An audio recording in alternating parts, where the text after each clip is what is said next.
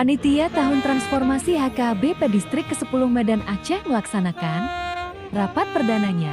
Kegiatan ini dimulai dengan doa pembuka yang dibawakan PDT Indra Hutaruk, Sekretaris Panitia Sekdis.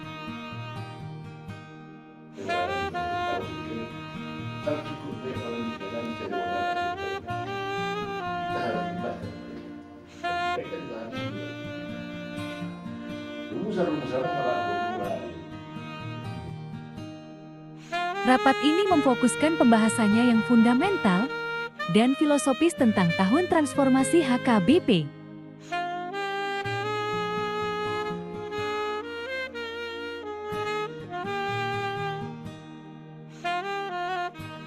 Melalui rapat ini nantinya akan melahirkan program-program yang terukur dan mendarat agar maksud dan tujuan Tahun Transformasi yang berdampak untuk kemajuan pelayanan HKBP ke depan.